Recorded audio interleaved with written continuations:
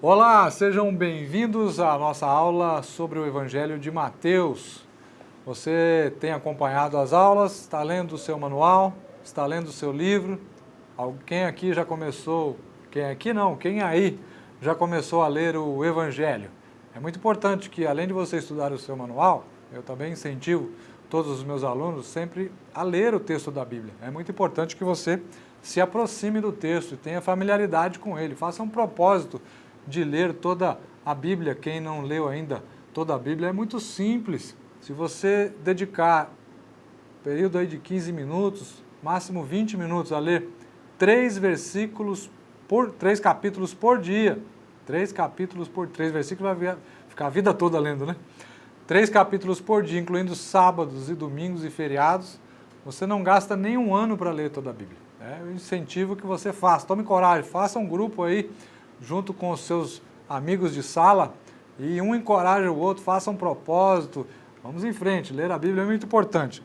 O Evangelho que nós vamos estudar hoje, de toda a Bíblia, é o documento mais lido de toda a história da igreja, é o mais lido. Por quê? Sempre que alguém vai começar a ler a Bíblia, geralmente começa do livro de Mateus, porque as histórias são mais próximas, são mais conhecidas, né? Todo mundo conhece alguma história sobre a infância de Jesus, alguma coisa que Jesus fez, então as pessoas naturalmente tendem a começar a ler a Bíblia pelo Novo Testamento. E começando pelo Novo Testamento, o primeiro livro com o qual elas vão se deparar vai ser o Evangelho de Mateus. Quando as pessoas me perguntam, pastor, eu quero ler a Bíblia toda, o que é que o senhor me aconselha a fazer? Eu sempre falo, comece do Novo Testamento. Mateus, Marcos, Lucas, João, vá até o Apocalipse. Depois você volte e leia Gênesis, Êxodo. Aí quando chegar em Levíticos e Números, são umas histórias mais travadas um pouquinho. Levíticos são leis, né? É muito difícil a pessoa gostar de ler esse tipo de literatura. Aí você não vai desistir, porque você já leu pelo menos metade da Bíblia, vai parar agora? Então fica mais fácil. Vou passar aqui Levíticos, Números, daqui a pouco já volta para Deuteronômio, aí é história, Josué é história, Juízes é história. Então fica mais fácil a pessoa embalar, dizendo assim, grosso modo dizendo. Então, Mateus é um livro muito lido. Mateus é um evangelho bastante popular e é rico, é denso, tem muita informação, né? E é sobre ele que nós vamos tratar hoje. O que é que você sabe a respeito de Mateus? Vamos aqui fazer um brainstorm, vamos aqui fazer uma tempestade de ideias. Vamos aí ver o que é que você lembra de Mateus. Que tipo de informação você já conseguiu coletar a respeito de Mateus? Alguém vai dizer, Mateus fala de Jesus como rei. Muito bem, Mateus fala de Jesus como rei, o Messias, o libertador de Israel. O que mais? É um dos livros maiores, mais extensos do Novo Testamento. Muito bem. Mateus foi escrito por um camarada que também chamava Levi, ele trabalhava na alfândega. Tá certo, é isso mesmo. O que mais? Mateus reúne uma série de condenação que Jesus faz dos escribas e fariseus. Muito bem. O que mais? Mateus tem o maior registro do Sermão da Montanha. Maravilha. O que mais? Alguém lembrou aí do sermão profético, lá, o sermão escatológico, nos capítulos 24, 25, que é um texto enorme sobre o período escatológico, o período do fim dos tempos. Também é uma boa lembrança, Mateus é muito conhecido por isso. Há muita coisa, né? Sempre alguém sabe alguma coisa sobre o Evangelho de Mateus. Mas vamos nos aproximar mais da nossa lição e ver o que nós conseguimos reunir de informação para que você cresça mais em conhecimento a respeito deste documento. Mateus frequentemente chama Jesus de filho de Davi. Também destaca com muita intensidade o cumprimento das profecias messiânicas, as profecias do Antigo Testamento, que anunciavam o futuro Messias, que redimiria toda a nação, que resgataria Israel e traria a lei de Deus, traria o reinado de Deus para a terra, para perto dos homens. Fala também muito a respeito do reino dos céus. O reino dos céus parece ser um dos temas centrais do Evangelho de Mateus, né?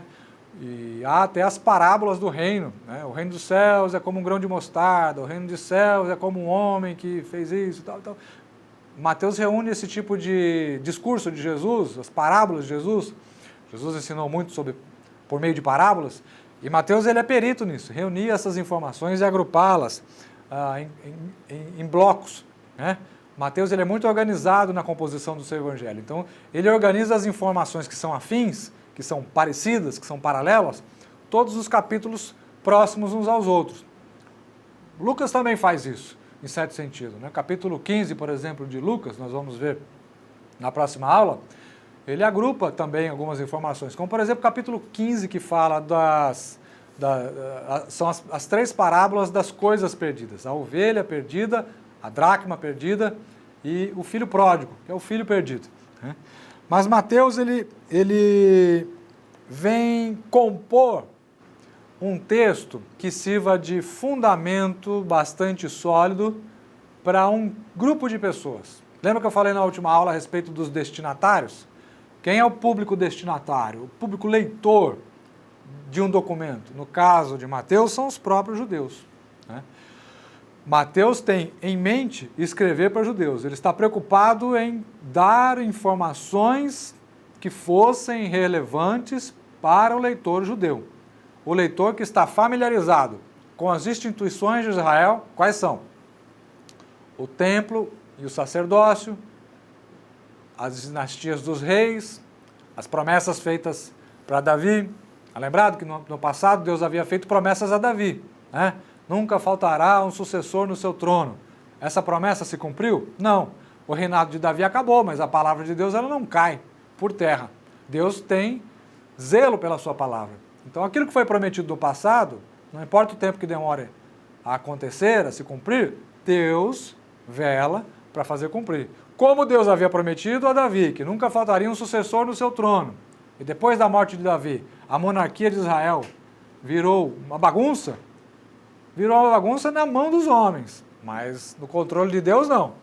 No tempo adequado, Deus vai fazer cumprir as suas promessas. E agora, quando Mateus está dizendo no seu evangelho que Jesus é o filho de Davi, dando destaque a esse tipo de informação, ele está querendo ressuscitar, reavivar na memória dos judeus aquela promessa que havia sido feita. Está dizendo para ele, está mandando um recado. Ei, povo judeu, Deus não se esqueceu de nós. Ei, você estava desanimado? Olha, Deus está agora fazendo um movimento novo. Deus está movendo as pedras em nosso favor. E as promessas vão ser cumpridas, né? É bem diferente de Marcos. Você se recorda quem era o público, leitor de Marcos? Quem eram os destinatários?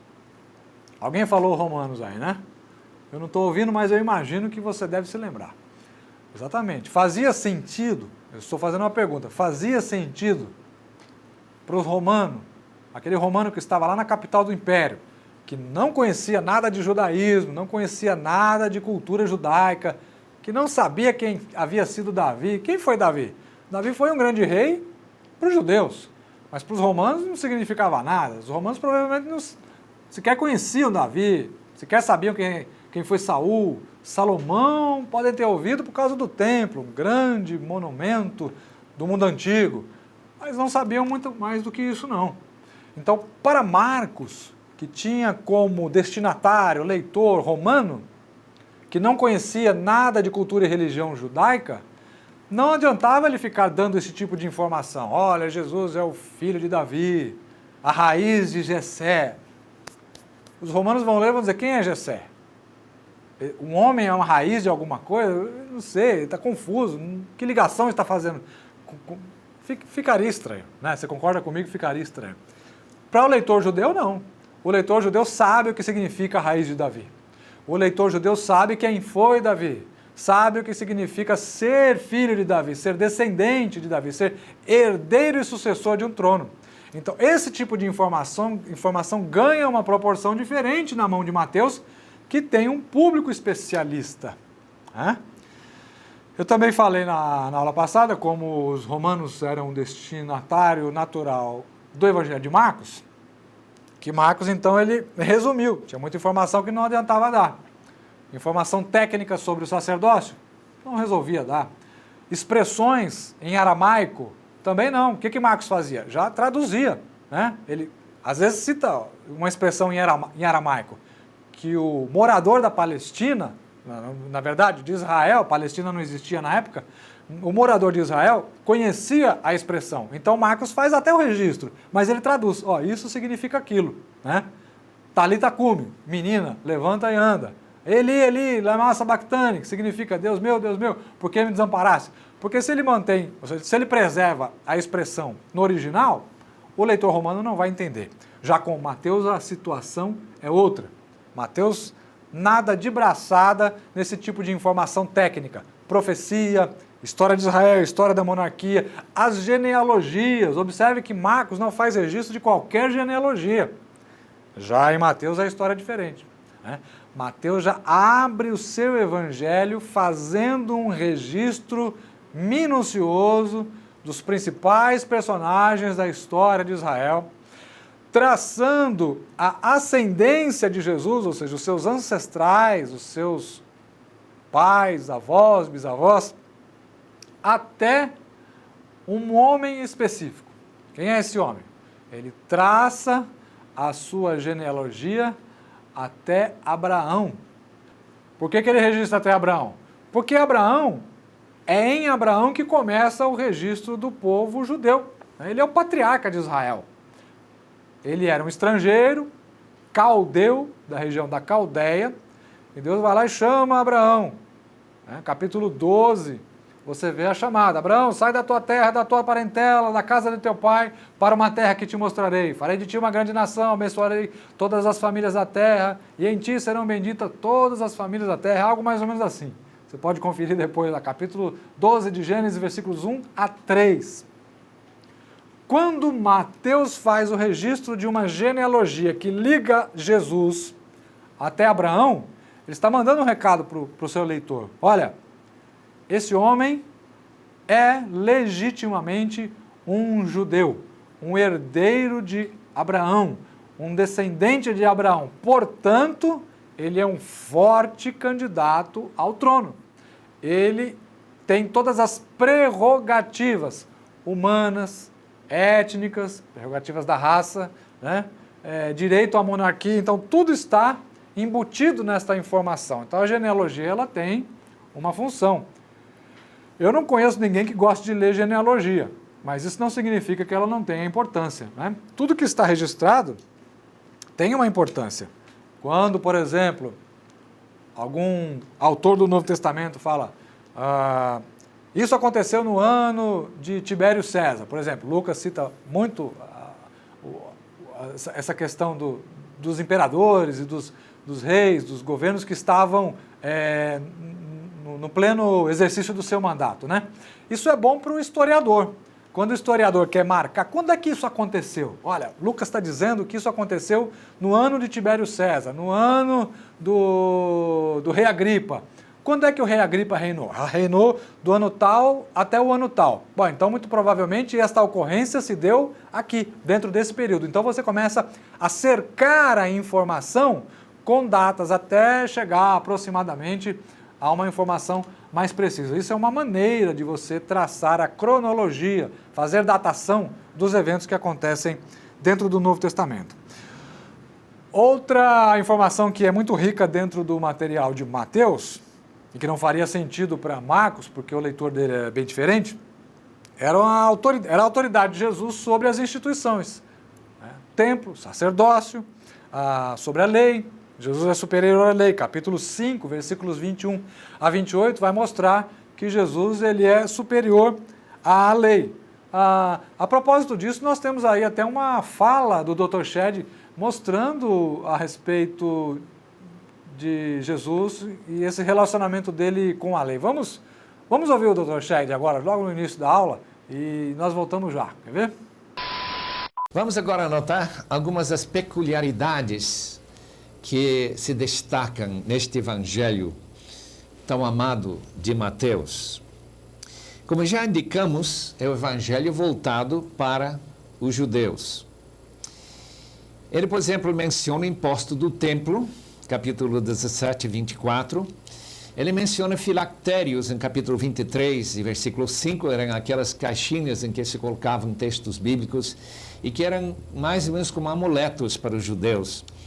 Ele que frisa a validade da lei, mencionando o fato de que Jesus não veio para para abolir a lei, mas para estabelecer a lei. Capítulo 5, versículo 18 e 19. Em Mateus também que menciona especialmente os fariseus e os escribas e a condenação que Jesus pronunciou sobre as suas pessoas. Não esqueçamos que os escribas eram os intérpretes da Bíblia. E como Jesus reinterpreta em alguns casos o Antigo Testamento, obviamente os escribas estariam levantando uma grande oposição contra ele. O tema deste livro é o reino dos céus, isto é, o reino de Deus, juntamente com o povo de Deus, que seria a própria igreja. Este evangelho tem 129 referências ao Antigo Testamento, referências proféticas. 53 são citações e 76 sendo referências mais indiretas. Nós encontramos em Mateus, o único dos evangelhos que mostra a ligação de Jesus com Abraão e com Davi, mas não com Adão, como o caso de Lucas. Neste evangelho, Pedro é importante, como já falamos. Ele é o apóstolo dos judeus. Este evangelho tem um estilo mais semítico, isto é, aramaico. E tem, por exemplo, a palavra tote, em grego, se pode traduzir para português com a palavra então, 90 vezes. E nos outros evangelhos todos só aparece 30 vezes. Isso é uma característica bem notável do estilo semítico. Ele tem a palavra justo e justiça, bem mais do que nos outros evangelhos. Mateus apresenta 6 discursos de Jesus. E alguns daqueles discursos são indicados, o fim daqueles discursos, com as frases, quando Jesus acabou esses ensinamentos. Se não me engano, aparece 5 vezes. Quando olharem, vão ver que dá para englobar como se fosse 5 livros. E alguns têm pensado que Mateus seria uma espécie de Pentateuco do Novo Testamento. Tal como o Pentateuco começa o Antigo Testamento, encontramos o livro de Mateus começando.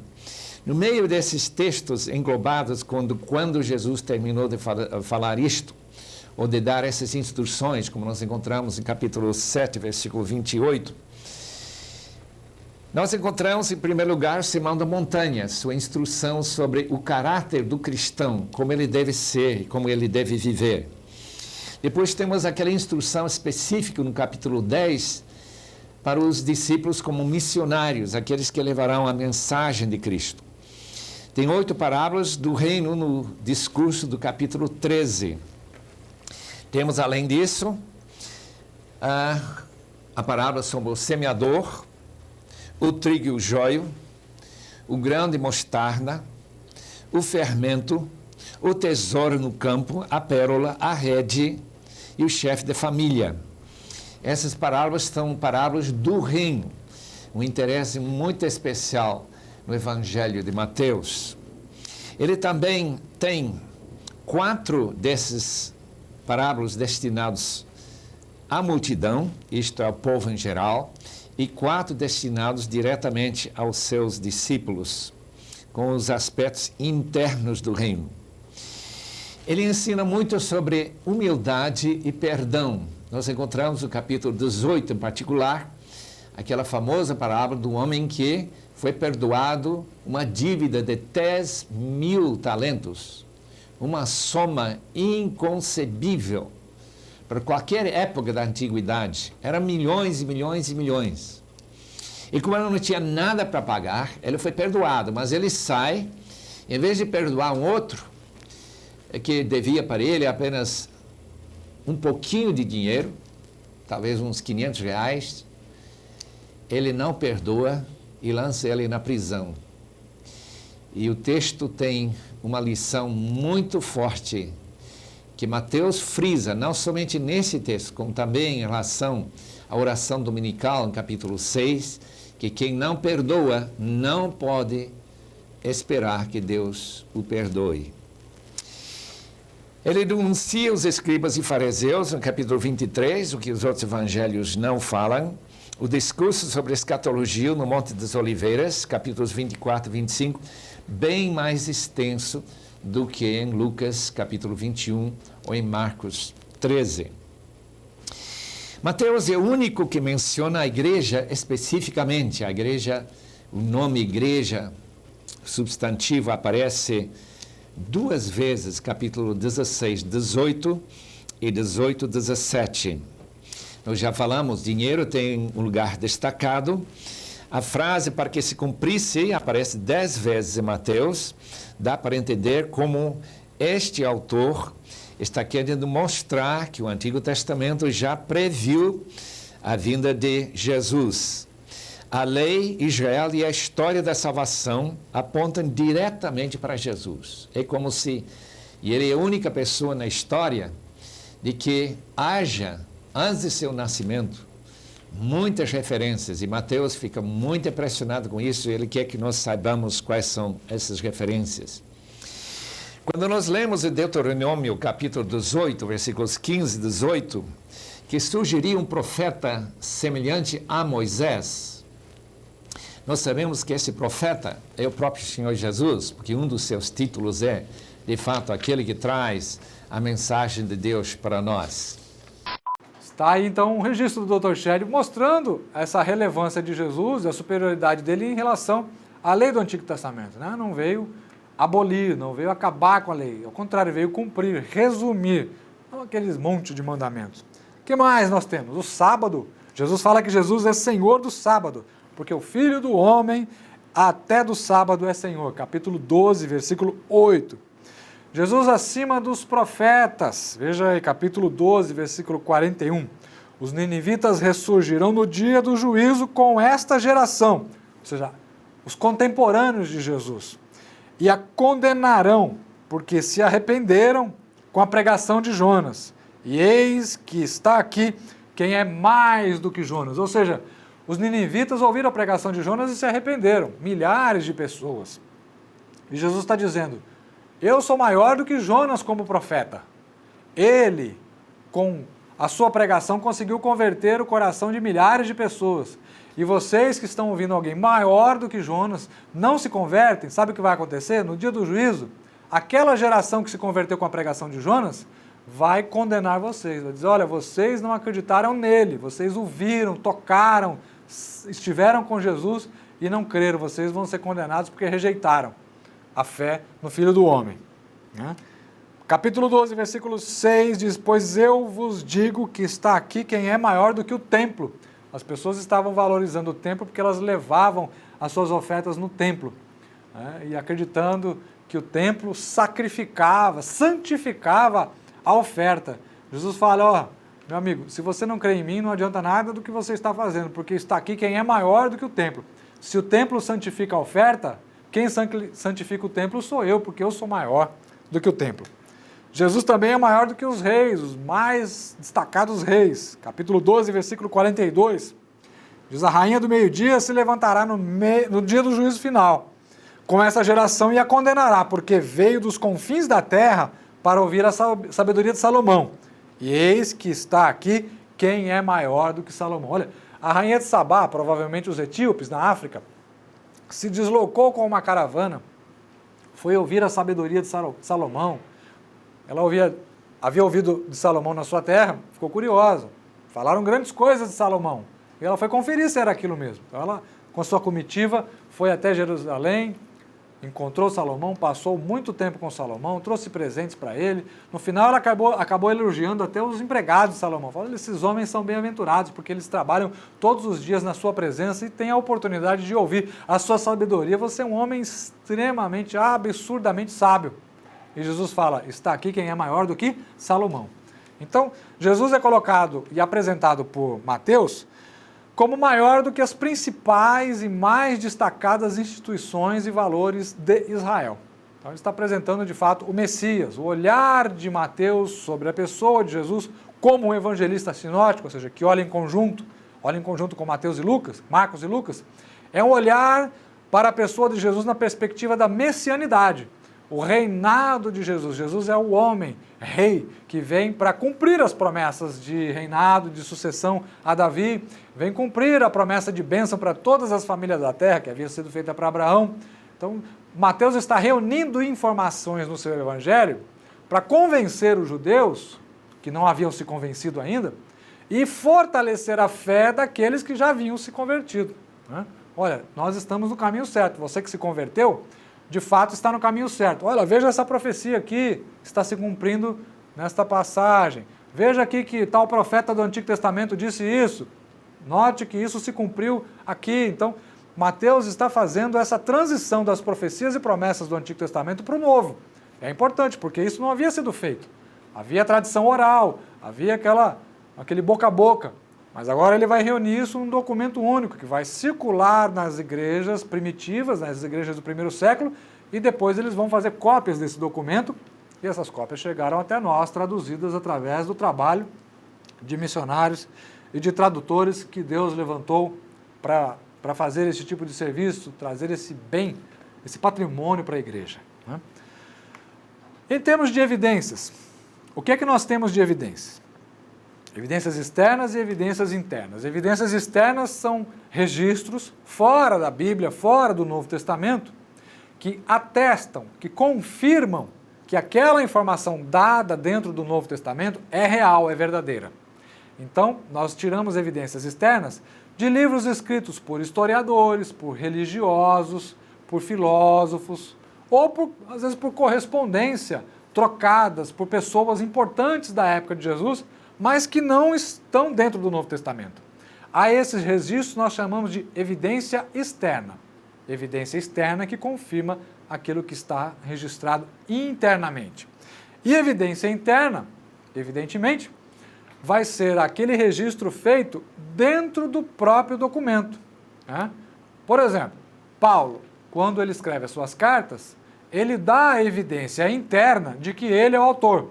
Eu, Paulo, servo de Jesus, chamado por Deus para ser apóstolo à igreja tal. Então, quando ele faz esse registro no cabeçalho da sua carta, da sua epístola, ele está dando uma evidência interna de que, de fato, ele é autor. Pode confirmar, pessoal. Ó, leia essa carta, eu, Paulo, apóstolo, que conheço vocês me conhecem, eu mesmo escrevi esse texto e estou enviando para vocês. Né?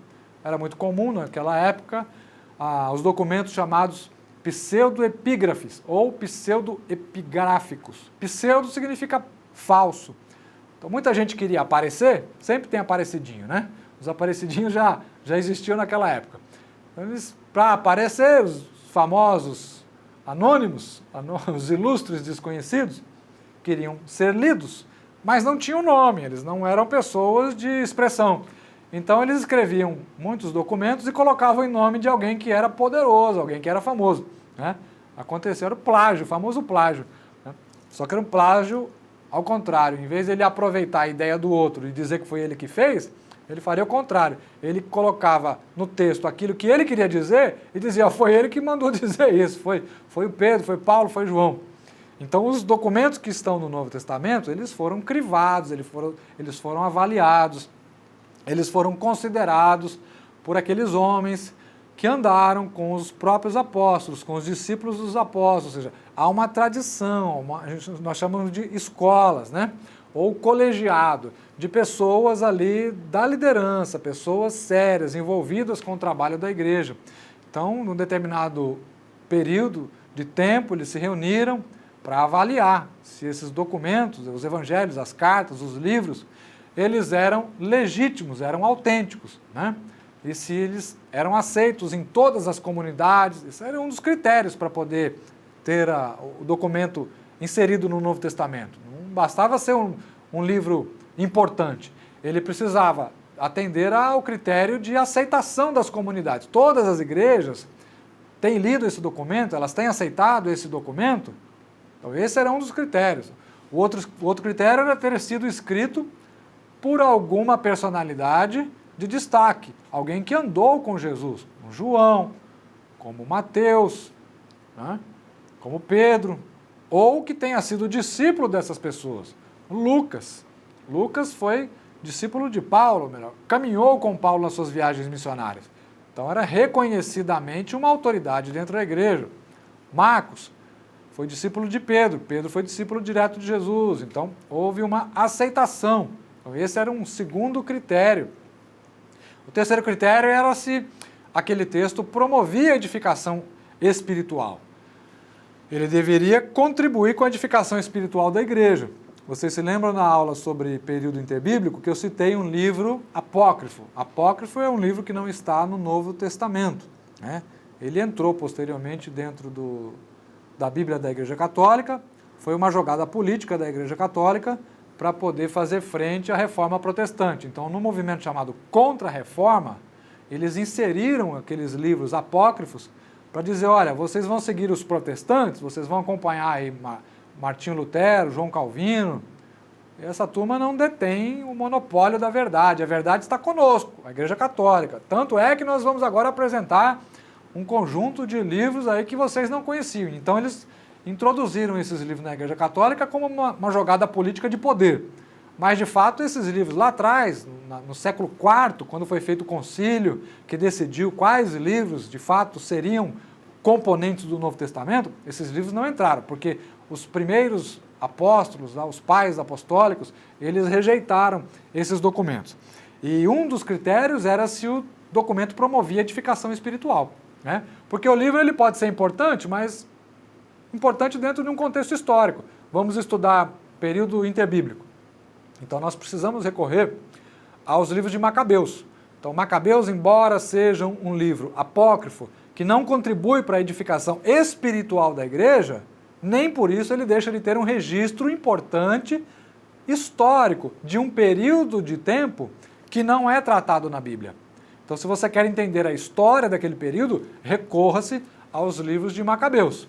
Mas se você quiser edificação espiritual, você não pode contar com aquele livro, porque as informações que eles têm, que ele preserva, não trazem edificação espiritual.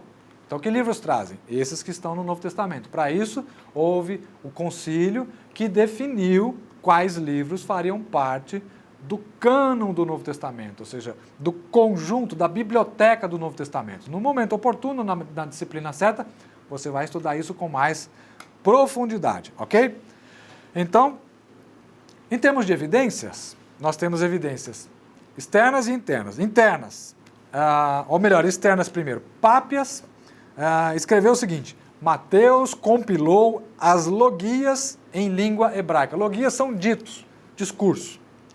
E cada um as interpretou como podia. Então, Pápias fez o registro de que Mateus compilou, ou seja, reuniu todos os discursos em língua hebraica que ele havia conseguido reunir, tanto de recordação, como também de tradição oral, de algum amigo, de algum companheiro, de alguém que ele consultou.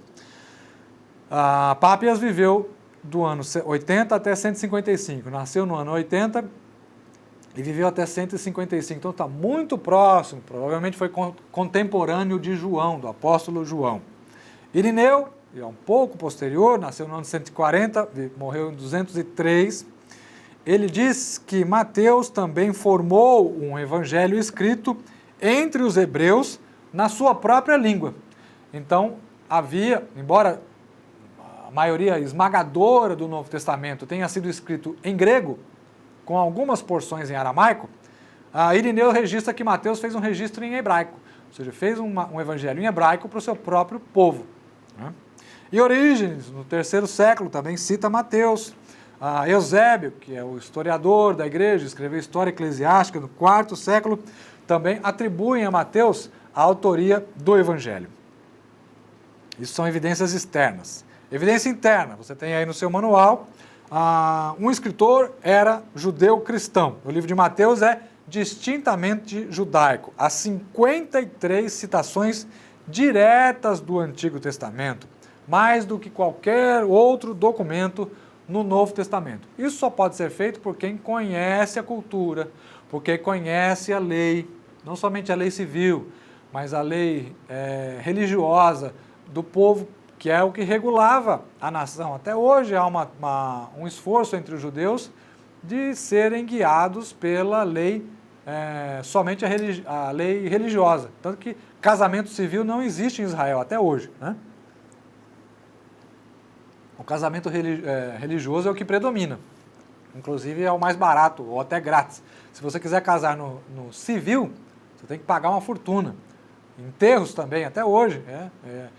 Tem lá, o Estado oferece enterro, mas se você não quiser ser enterrado junto com judeus radicais, judeus ortodoxos, judeus religiosos, você tem que pagar uma fortuna para ser enterrado num cemitério particular. Nada diferente do que aconteceu no Brasil no início, né, quando era só católicos. Né? Os protestantes entraram e não podia ter igreja com aparência de igreja. Se quisesse ser enterrado, não podia ser enterrado num cemitério de católico. Né? Por isso se criaram os cemitérios de protestantes. Ou muitos protestantes eram enterrados dentro das igrejas, ou no fundo das igrejas, porque os padres católicos não permitiam que um evangélico, um protestante, que eles chamavam de apóstata, fosse enterrado no mesmo cemitério junto com os outros católicos. Né? Voltando aqui para as evidências internas. Então, 53 citações diretas. O uso frequente da expressão reino dos céus ou reino de Deus. Reino dos céus aparece 35 vezes, é um número grande. E reino de Deus aparece 5 vezes. Observe que há essa discrepância, né? Reino dos céus muitas vezes e reino de Deus poucas vezes. Por quê? Os judeus evitam citar o nome de Deus, ou a palavra Deus. Né? Então, quando ele diz, olha, o reino dos céus, ele está querendo dizer que é o lugar onde Deus mora. Por causa daquele mandamento, não citarás o nome de Deus em vão. Então, os judeus, eles cercaram-se de tal maneira a evitar a menção do nome de Deus. Então, eles criavam recursos para poder se referir a Deus sem citar o nome de Deus ou sem usar a palavra Deus. Então, quando diz, olha, o reino dos céus, está querendo dizer o lugar onde Deus mora. Então, para não incorrer no perigo de cometer um pecado, então era usada essa expressão. E Mateus usa 35 vezes essa expressão reino dos céus dentro do seu evangelho, que é mais do que uma prova suficiente para mostrar que, de fato, o autor era um judeu. Né? Quem era o homem Mateus? Filho de Alfeu, diz no capítulo 2, versículo 14. Né? Tem um destaque lá para ele, dizendo que ele é filho de Alfeu, mas não é o irmão de Tiago. Capítulo 10, versículo 3, você pode depois conferir na sua Bíblia, né? No seu evangelho. Leia depois. Outro nome que ele tem é Levi, que é um nome eminentemente judaico. Marcos, capítulo 2, versículo 14, é quem vai fazer esse registro de que Mateus se chamava Levi. Então, o que seria esse nome Mateus? Um nome grego que ele ganhou posteriormente? Será que seria um nome cristão que foi atribuído a ele depois da sua conversão? Mateus também era fiscal de impostos, um homem corrupto, político, né? Um coletor de impostos. Coletor de impostos cobrava uma parte de impostos para Roma, mas geralmente cobrava mais e ficava com uma parte para eles. Não era só Mateus que fazia isso. Zaqueu também, você conhece a história, deve conhecer a história. Né? Você vê lá que ele era coletor de impostos na cidade de Cafarnaum. Lembra quando eu falei na aula sobre o período interbíblico a respeito da cidade de Cafarnaum, que era uma cidade rica, era uma rota de comércio, né? Então circulava muita mercadoria, também circulava muito dinheiro, muito imposto. E Mateus era fiscal de impostos nessa cidade. Ele teria um bom conhecimento, então, das línguas, dos idiomas. Né? Conhecia bem o hebraico, o aramaico, o grego, talvez até uma quarta língua, porque ali ele lidava com pessoas em trânsito, pessoas que vinham de diversas partes do império e tinha que saber lidar com esse pessoal. Data, a respeito da data, o que nós temos aqui? Provavelmente foi escrito depois do Evangelho de Marcos, porque ele usou Marcos. Boa parte do seu material está lá em Marcos. Ele utilizou provavelmente 90% desse material de Marcos e aprofundou, desenvolveu melhor, explicou melhor aquilo que Marcos tinha registrado de maneira mais reduzida. A data posterior, então, deve estar situada entre o ano 50 e 60. Não sabemos exatamente qual é essa data, mas seguramente o registro com que os historiadores têm trabalhado é essa década do ano 50 até 60. Seguramente tem que ser um dos evangelhos antigos, não pode ser, não cabe a explicação de que é uma construção literária do século II, como muitos teólogos recentemente vêm fazendo. Ele foi escrito para poder fazer convergir as expectativas messiânicas, talvez José e Maria nem existisse, aquilo fosse um recurso literário de Mateus. Eu já ouvi essa explicação de teólogo liberal. Cuidado com essa teologia, isso daí não tem um fundamento que vai levar você muito longe. Fica é bom talvez você conhecer esse tipo de pensamento, mas não construa a sua fé em cima disso. José e Maria, personagens reais, há o registro aí na genealogia, na história, dentro da própria Bíblia. Jesus tinha que nascer de alguém, né? Jesus não é uma construção literária como essa turma quer fazer crer. Vamos avançar um pouquinho aí?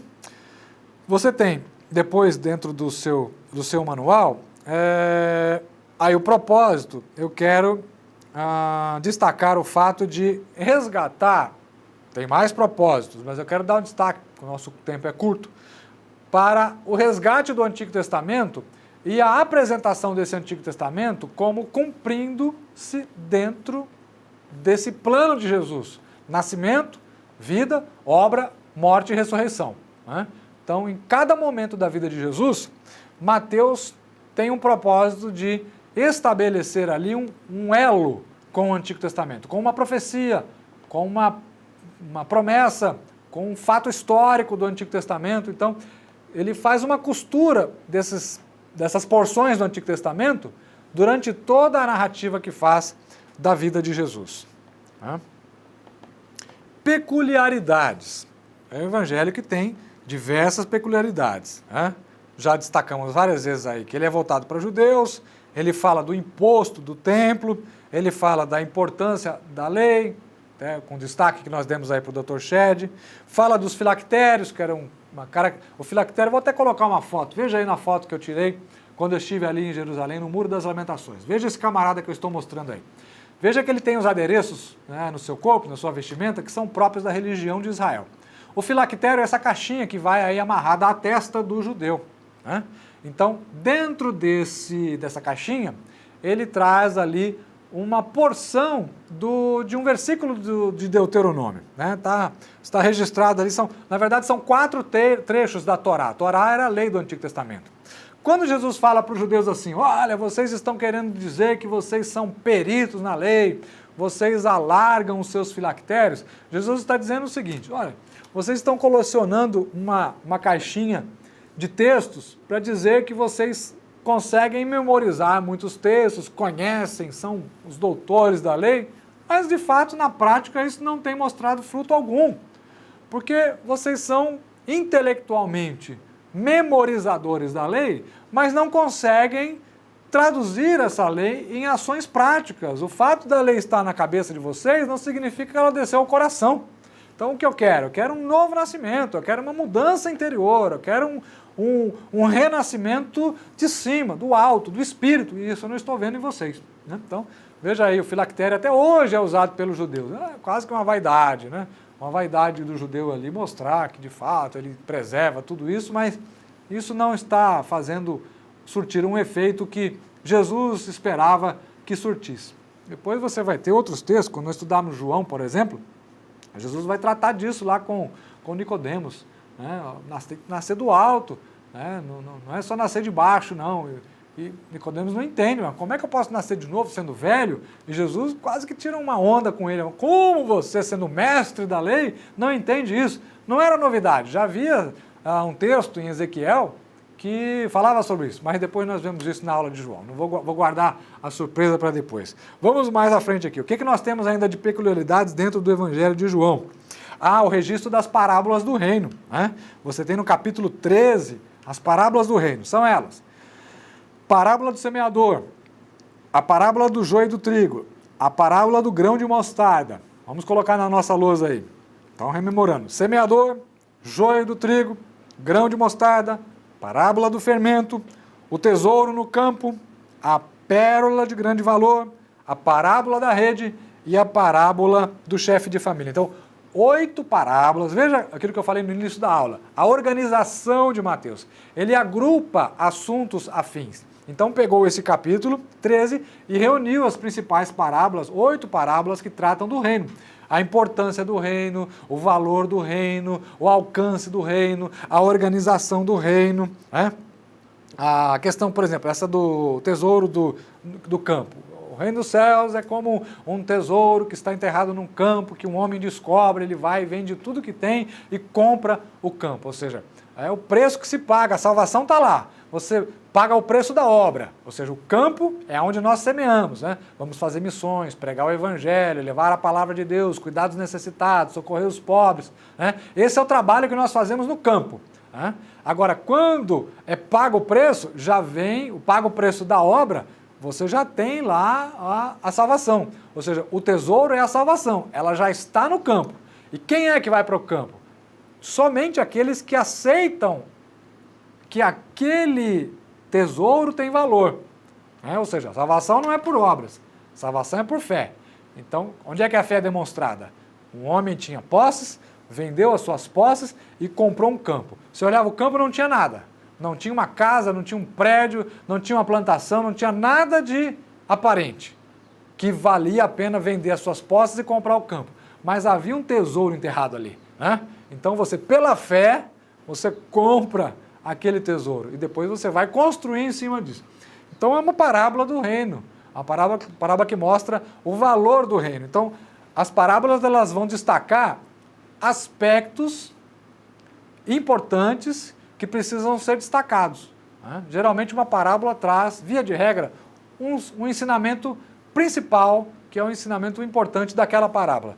Às vezes você ouve pregadores, olha, essa parábola diz isso, e o camarada começa a interpretar muito e fazer muita engenharia com a parábola. Cuidado, porque às vezes a parábola não significa tudo aquilo que está sendo dito sobre ela, né? Quando nós falarmos sobre o Evangelho de João, eu vou contar uma história que vocês vão dar muita risada sobre uma interpretação que foi feita lá no início da igreja sobre a parábola do samaritano, né? Vamos mais à frente aqui. É o único livro que menciona a igreja especificamente, né? Os outros evangelhos, não. Especificamente o capítulo 18, capítulos 16 e capítulo 18, Mateus faz um bom desenvolvimento aí da questão da igreja, né? Você depois leia capítulo 16, versículo 18 e capítulo 18, versículo 17. O que mais nós temos aqui? Uma oração adverbial, que é a oração que diz, para que se cumprisse. Essa oração, ou seja, essa expressão, né, para que se cumprisse, ela aparece 10 vezes dentro do Evangelho de Mateus. Isso, mais uma vez, insisto, demonstra a preocupação de Mateus em frisar, em destacar, em deixar bem marcado para o seu leitor que ele está querendo importar as profecias e promessas do Antigo Testamento para dentro do Novo Testamento. Aquilo que era para a comunidade de Israel agora faz parte da igreja, se cumpre na igreja e é aberto a todo mundo. Em ti serão benditas todas as famílias da terra. Então, Mateus está fazendo esse trabalho de apresentar ao mundo aquilo que era o patrimônio dos judeus, mas que não era para ficar retido, né? Em termos ainda de conteúdo, nós temos aí algumas divisões que você pode acompanhar dentro do seu manual, né? Você acompanha, veja os capítulos, a preparação para o Messias, né? Os princípios do reino, como eu já disse, o poder do reino, o programa do Messias, do capítulo 11 até o capítulo 13, final do capítulo 13, é o programa messiânico de Jesus. Aí depois nós temos, além do programa, o propósito do Messias, os problemas do Messias e, finalmente, a paixão. Isso está aí dentro do conteúdo. Quando nós dividimos dessa forma, é uma proposta de divisão. Há várias propostas de divisões para você estudar todos os documentos da Bíblia. Você pode dividir a Bíblia em Antigo e Novo Testamento, você pode dividi-la em temas, livros da lei, livros históricos, livros poéticos, livros proféticos, livros do Novo Testamento. Novo Testamento, evangelhos, epístolas de Paulo, epístolas universais. Então, há várias propostas de divisões, mesmo dentro de um mesmo livro. Então, aí você tem uma proposta de divisão que foi relacionada à estrutura do Evangelho de Mateus.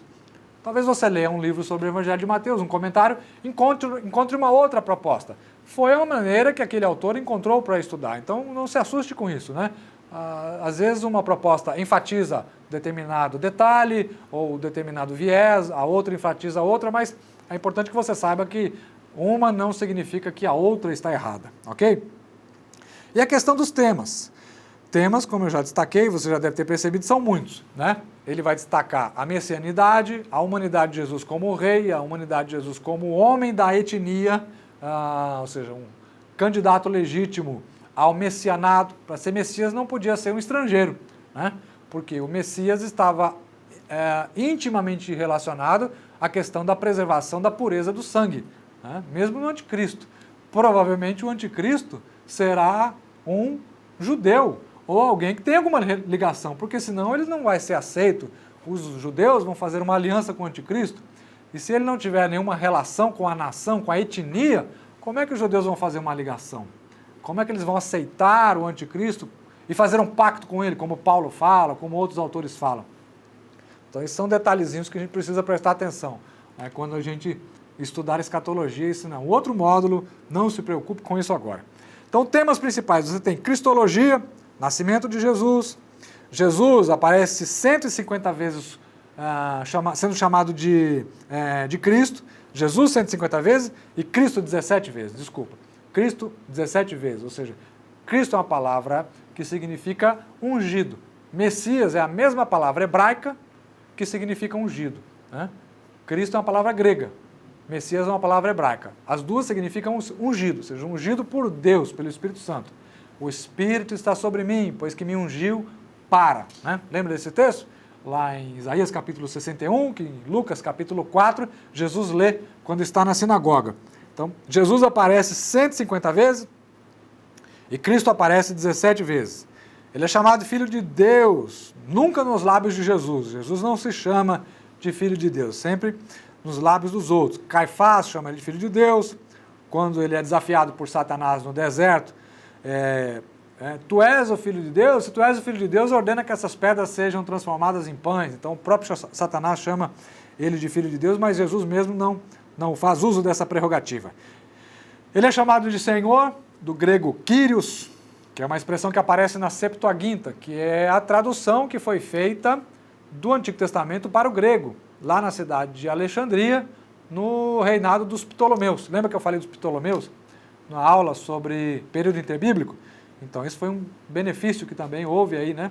A tradução do Antigo Testamento para o grego. Quando a igreja surgiu, Jesus apareceu, nasceu, e o Antigo Testamento já estava traduzido para o grego. Isso facilitou demais, né?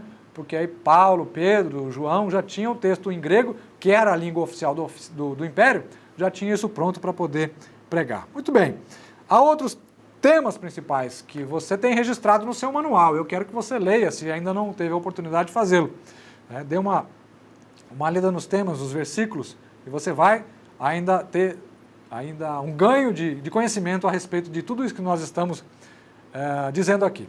Nós vamos encerrando a nossa aula por aqui, eu espero que você tenha gostado, espero que tenha contribuído aí com a ampliação do entendimento que você tem a respeito do Evangelho de Mateus.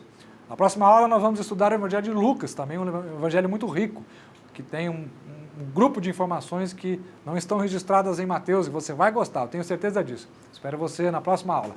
Até mais.